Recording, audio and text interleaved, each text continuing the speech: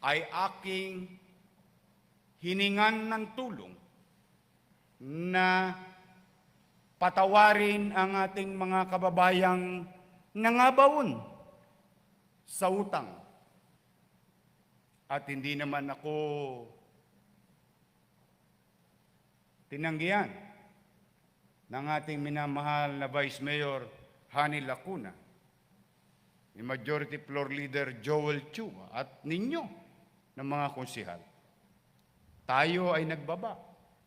Isa sa pinakamahabang kasaysayan ng tax amnesty sa lungsod ng Maynila noong July 1 hanggang December 2020.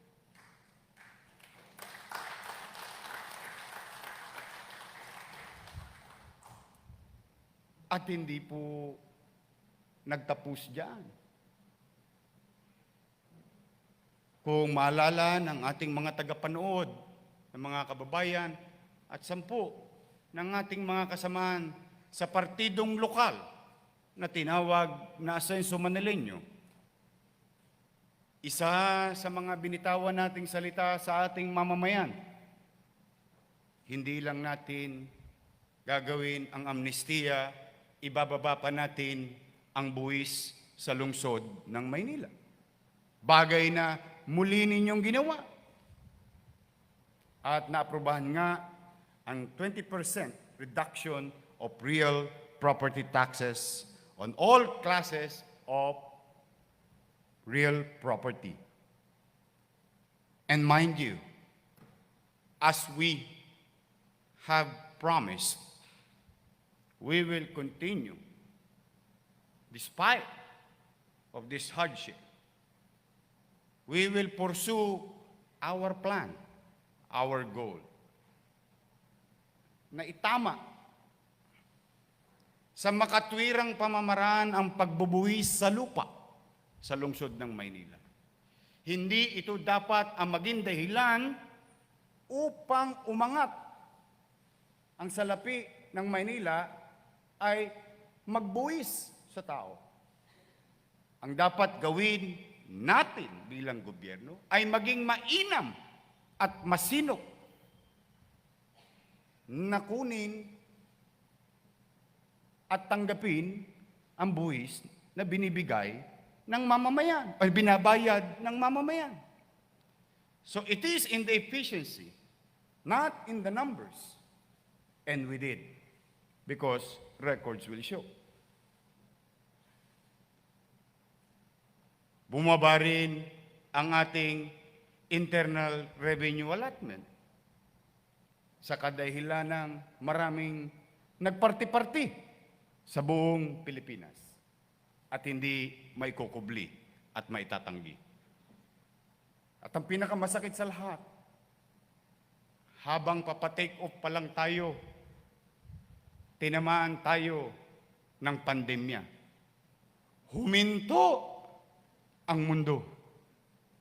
Pero magkaganon pa man, mga kasamaang kong halal ng bayan, malugod kong ipabatid sa inyo na nakuha pa natin itaas ang income. Bagay na aking ipinagpapasalamat sa ating mga empleyado ng lungsod ng Maynila sa kanilang pagiging episyente.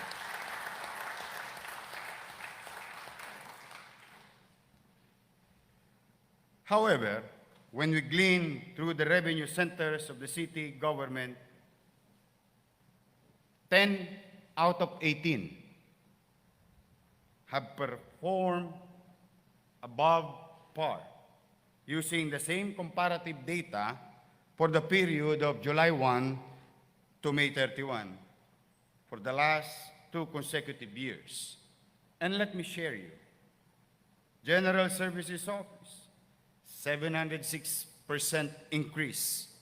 City Planning Development Office, 189% increase. Manila Traffic Parking Bureau, 186% increase. Income from 6 hospitals, 114% increase. Universidad de Manila, 13% increase. Manila Health Department, 10% increase. Veterinary Inspection Board, 7% increase. Department of Public Service, 6.41% increase. City Treasurer's Office, 1.74% increase. Bureau of Permits, 1.47% increase. At bilang pagtatapat naman sa mamamayan na bagay ding malaman ng ating mga kababayan at ninyo na mga halal ng bayan, hindi lahat na pagtatagumpayan. Kaya noong nakaraang meeting namin ng Lunes ay tinawagan na ng pansin ang mga sumusunod na ahensya ng ating lokal na pamahalaan. Department of Assessment, 3% decrease. And there must be a reason. And I'm telling you, it's there already. A few minutes ago, sinabi ko sa inyo, dahil tayo, imbis na nangangailangan ng buwis, nagbababa pa ng buwis. There must be a valid reason. Department of Engineering, 20% decrease. Civil Registry, 21% decrease. Police Clearance, 0.95% decrease. Urban Settlement Office, 27% decrease. Tricycle and Regulatory Office, 21.69% decrease. Public Recreation Bureau, 82% decrease. And before asking yourselves why, sarado po ang Manila Zoo. Just so you know, to remind each and every one of you.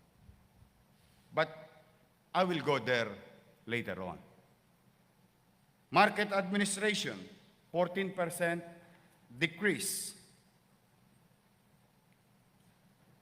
Kaya may tagumpay, may shortcomings. And I hope they will do better in the coming months or for the rest of the year. But let's be practical about our conversation. There will be economic effect. Sooner or later, it is inevitable. In a matter of few months, mararamdaman na natin yan nangyari noong second quarter of this year, on the latter part of the 2020. Samantala, kahit na tayo may pandemya, dumami pa rin ang bilang ng new business permit sa ating lungsod.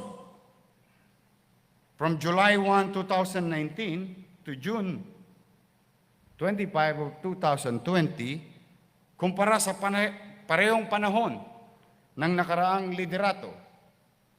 And let me state some numbers. New business registered 8,665 from July 1, 2019 to June 2020.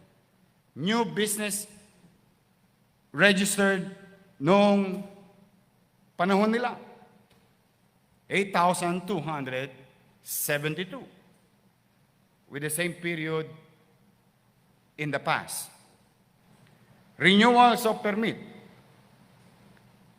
51,022 during our time, and 50,393 in the past. Samantalang walang ganap ng nakaraang 3 buwan nitong taon na ito. Muli, mga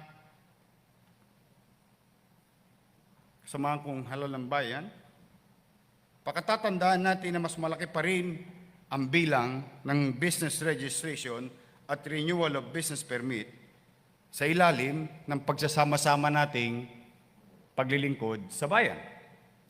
And we will continue to find ways to help our people to do business in the city of Manila, particularly in the coming months. We must help our people. We should find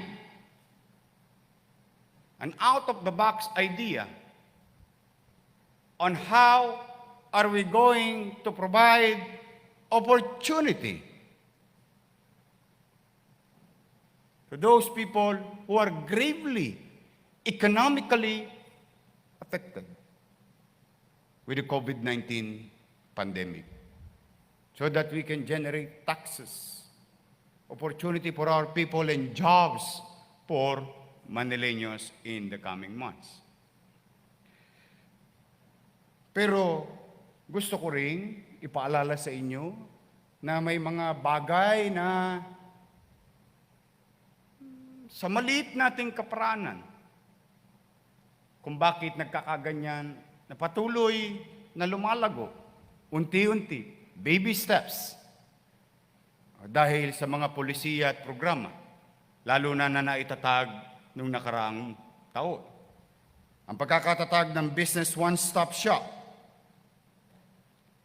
even Secretary Lopez of DTI praised the system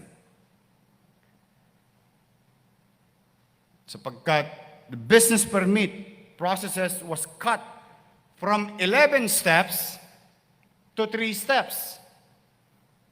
It is now done in one location from previous 8 locations. When all requirements are complied with, the business permit is released, and it was tested for so many times. For 2 hours. Gone are the days when one has to wait for 10 days or up to 2 weeks for the release of permit. At recently, nais ko po ipabatid sa inyo, mga kasamahan kong halal ng bayan,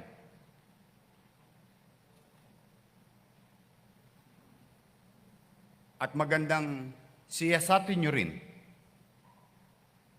Hindi lang po tayo tumigil sa Business One-Stop Shop.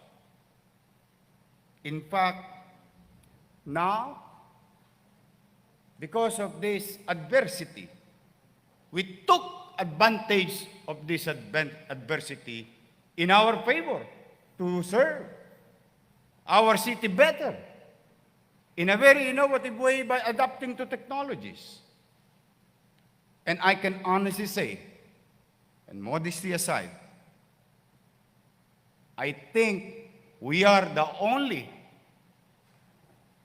first and the only city government in the entire country who introduced an end-to-end solution in tax payment system, now known as www.cityofmanila.ph or Go Manila.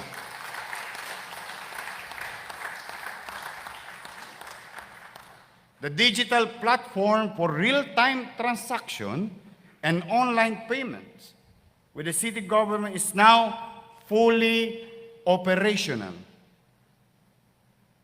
Using the integrated platform, real-time transaction with the city government from comfort of your homes or wherever you are.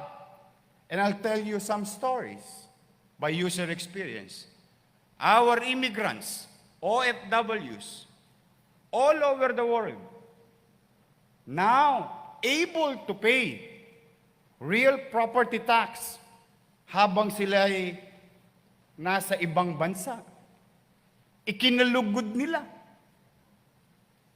Bagay naman na aming ikinagagalak sapagkat lahat ng ito'y nasa pangarap lang namin nung araw.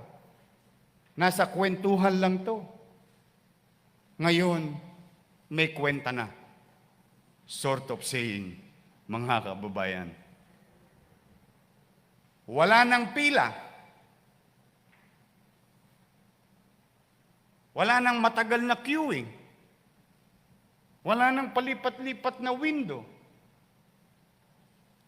Nagbabayad ka na ng buwis, pinahihirapan ka pa ng gobyerno. At ang pinakamasakit, habang naglalakad ka sa mga alley ng building na ito, ng gusaling ito, natolongges ka pa. Wala na ang mga panahon na yon. At napabuti dahil patuloy na pinatutupad ng national government ang physical distancing in government and delivering public service. Kaya yung ating kahinaan ay ginamit nating pagkakataon na mas maging epesyente. Ngayon lang ako nakaririnig. At ito'y hindi chismis. Ito ay mga isinulat na mga naka-eksperyensa na. Ngayon lang ako nakarinig na ang tao nakangiti na nagbabayad ng buwis sa lungsod ng Maynila.